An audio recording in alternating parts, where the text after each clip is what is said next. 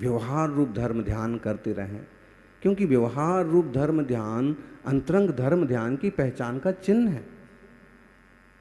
और एक बात रखें कि केवल हम प्रदर्शन में न बह जाएं, प्रदर्शन के साथ साथ आत्मदर्शन भी होना चाहिए, तत्वबोध भी होना चाहिए। सत्येन रक्षते धर्मो विद्याभ्यासेन रक्षते प्रज्ञया रक्षते रूपम कुलम द्रव्येन रक्षते। धर्म की रक्षा सत्य से होती है। सत्य तत्व को जानो, सत्य स्वरूप में रमो जमो, तो धर्म की रक्षा होगी। विद्या अभ्यास से रक्षित जाती है, बढ़ती है। विद्या का अभ्यास करो, शास्त्र का स्वाध्याय करो। शील से रूप की रक्षा होती है, सदाचार से रूप की रक्षा होती है। रूप का मतलब केवल शरीर का रूप नहीं, स्वरूप। रूप को नहीं, स्वरूप को निहारो। रूप को नहीं, स्वरूप को निहारो। और तन को नहीं, चेतन को निखारो।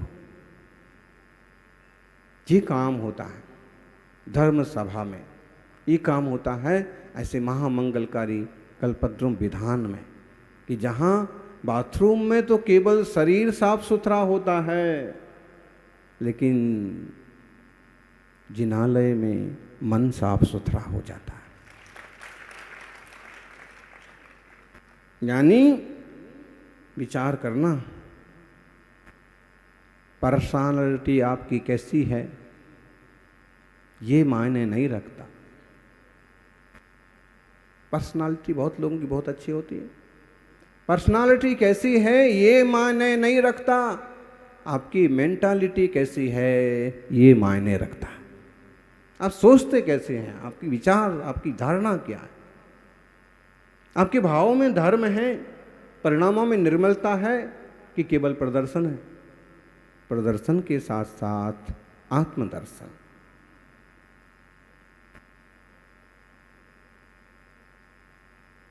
जिन दर्शन के साथ साथ निज दर्शन।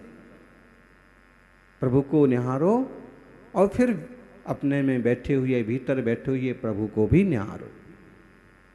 और जैसे भगवान बैठे हैं शांत, छवि वीत रागी, नग्न मुद्रा,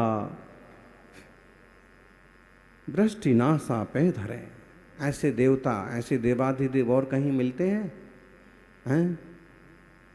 भाई जैसी संगति करोगे वैसे बनोगे, उनकी संगति करोगे तो वैसे बनोगे, और इनकी संगति करोगे तो ऐसे बनोगे। कैसा बनना है? आत्मबोध रूप आत्मधर्म तो होना ही चाहिए। लेकिन अगर कोई व्यक्ति व्यवहारिक धर्म के स्तर पर भी जी रहा है तो उसकी भी निंदा मत करो। अभी आप सुन रहे थे, दुनिया के दिग्गज उद्योगपति, देश के प्रतिष्ठित राष्ट्रवादी, और देखा जाए तो जन जन के स्तर से सोचने वाले एक अच्छे व्यवसायी रतन टाटा,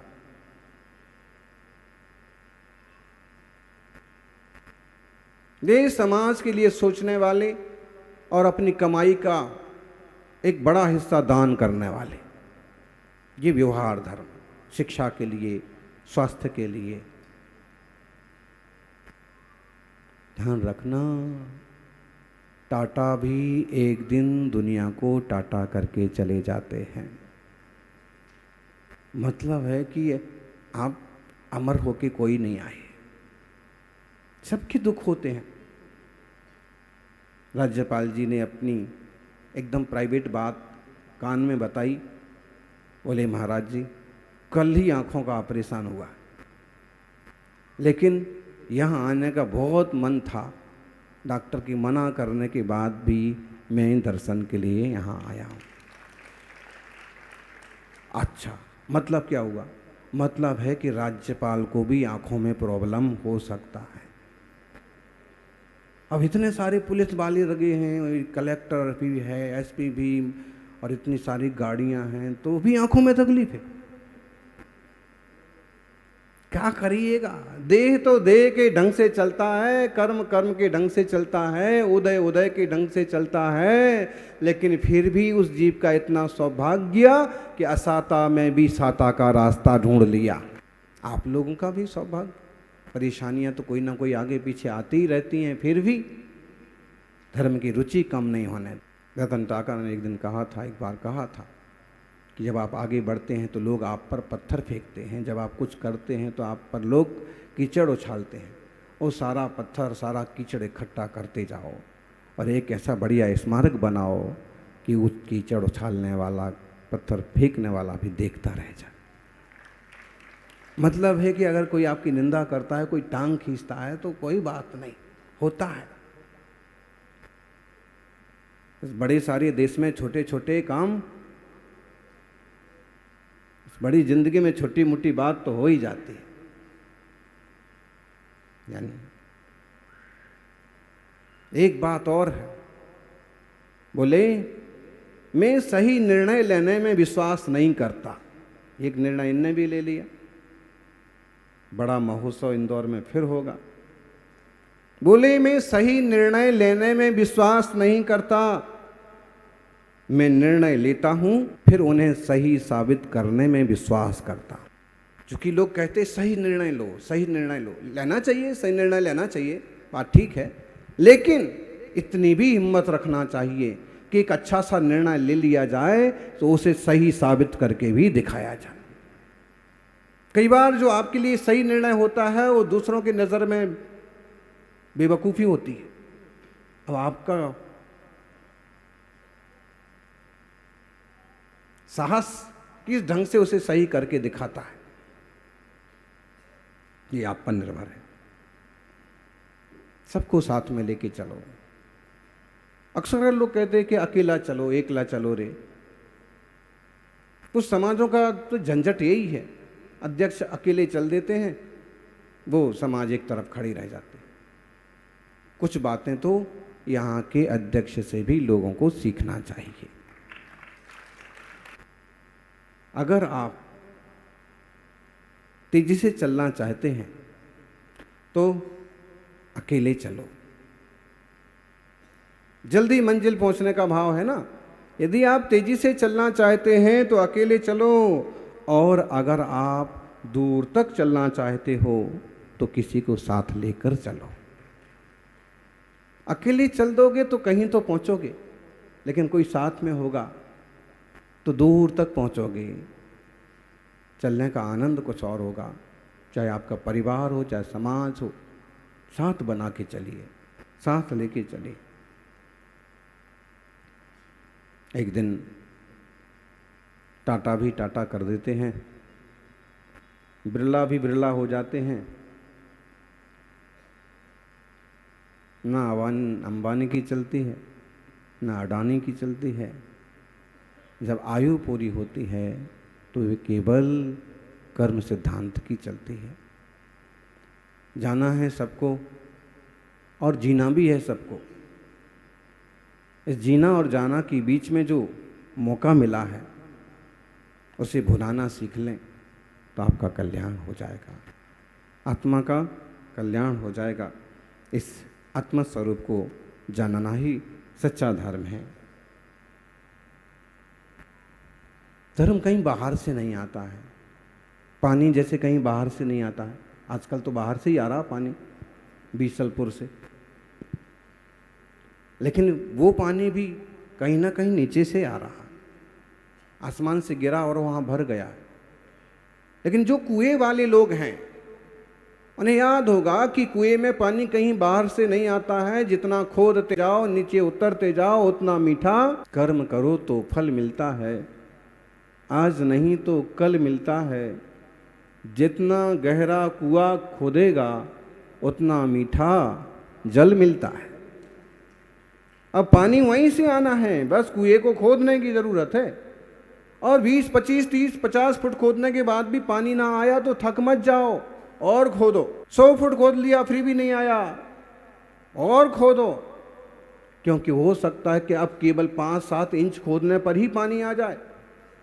हार मान के बैठ गए तो हार मान के मत बैठो। तो जैसे खुदाई करने से कुएं का पानी, मीठा पानी मिल जाता है, ऐसे अपने विकारों को, अपने विभावों को, अपनी कसायों को खोद खोद के बाहर निकालते जाते हैं। वैसे वैसे शुद्धात्म तत्व के निर्मल ज्ञान रूपी जल का पान करने का मौका मिलता है। अपने भीतर से ही सच्चा धर्म, रत्नत्रय रूप धर्म प्रकट होता है। विशुद्धात्माओं, अभी तो अशुद्ध हैं, पर्याय की तरफ से विचार करो। अभी तो अशुद्ध हैं, लेकिन फिर भी विशुद्धता कहीं से लाना नहीं है, वो भी इसी में। एक कपड़ा मैला हो गया, क्या करेंगे? फेंक देंगे? भैया जी, कपड़ा मैला हो गया तो क्या करेंगे? बोलो अम्माओ। बोले हमसे क्यों पूछा, आजकल कपड़े हम नहीं धोते हैं, ये धोते हैं। आप धो चाहे आप धो, परस्पर सहयोग करके ही गृहस्थी चलती है। बस बर्तन मजवाने का काम इनसे। और समझदार तो बर्तन मांजते मांजते भी धर्म कर लेता है। बोले जैसे रगड़ रगड़ के धोने से बर्तन साफ हो जाता है, ऐसे ही धर्म रूपी ब्रश से रगड़ रगड़ के जब धोते हैं तो आत्मा भी पवित्र हो जाता है।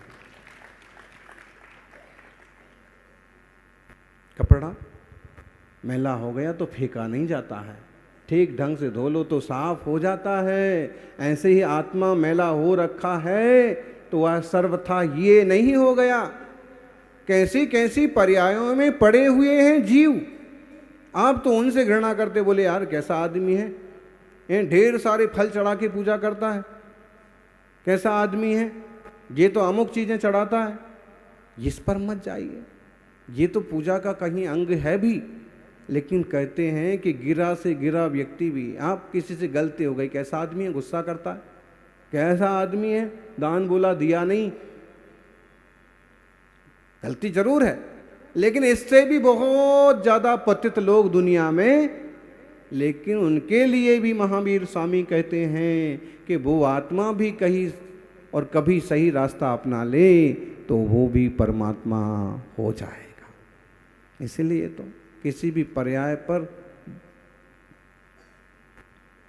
बुरा सोचने विचारने की ज़रूरत नहीं है, अपितु अपने आप को निखारने की ज़रूरत है। चेहरा ही नहीं निखारना, चेहरा निखारेंगे तो अच्छे चेहरे का इंप्रेशन थोड़े दिनों का होता है, लेकिन अच्छे चरित्र का इंप्रेशन जिंदगी भर के लिए होता है। चेहरा के साथ साथ चरित्र भी निखरना चाहिए। और चेहरे की सुंदरता तो उम्र के साथ बदल भी जाएगी। उम्र के साथ, आप बचपन से ऐसे ही थे क्या? बचपन में ऐसे हो गए गोल मटोल, अब ऐसे हो गए। चेहरे की सुंदरता तो उम्र के साथ बदल भी जाएगी, लेकिन चरित्र की सुंदरता हमेशा याद आएगी, हमेशा चरित्रवान लोगों की, ऊंचा सोचने वालों की। आज इस धार्मिक मंच से भी रतन टाटा का नाम लिया, कुछ अच्छाइयों के कारण से, दया के कारण से, परोपकार के कारण से, अपनी नीति, अपनी निष्ठा, सदाशयता के कारण से। अगर माल्या की तरह अय्यास होते तो कोई पूछता?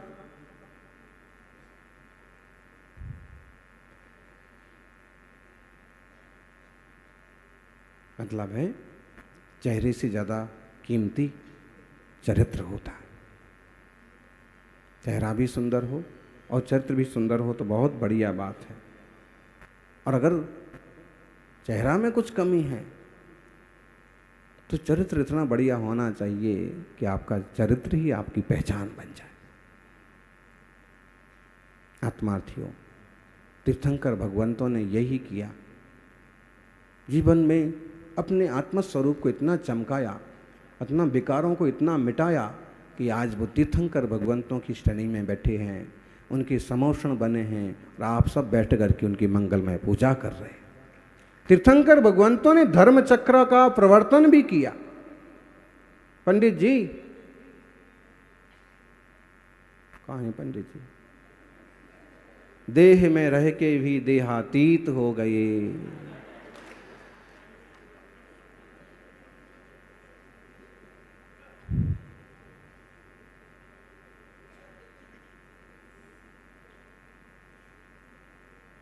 देह में रह के भी देहातीत हो गए और ऐसा मिला सत्संग कि थे बेसुरे फिर भी संगीत हो गए।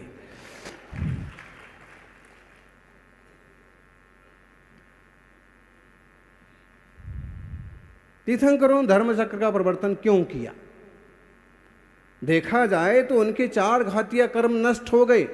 जो कुछ सबसे खतरनाक काम था, मोह को नष्ट करने वाला, मोह मिटाने वाली जो बात थी, वो उनने कर लिया। 10वें गुणस्थान के भी पार, 12वें गुणस्थान के भी पार, और अब तो 47 घातीय कर्म की प्रकृतियां नष्ट हो गई, 4 घातीय कर्म नष्ट हो गए और अब क्या बन गए? अरहंत बन गए। अब अरहंत भगवान बनने के बाद उन्हें क्या जरूरत पड़ी है? जब मुनि दीक्षा के बाद आज तक उपदेश नहीं दिया तो अब क्यों प्रवचन की जरूरत पड़ी है? वास्तव में प्रवचन की जरूरत पड़ी इसलिए पड़ी कि जो और होनहार जीव हैं वो भी इस मार्ग को समझें और इस मार्ग से चल करके आत्मकल्याण के पथ पर बढ़े। भवि भागनी बची जोगे बसाए, सोच करके विचार करके तीर्थंकर को धर्म प्रवर्तन नहीं होता है।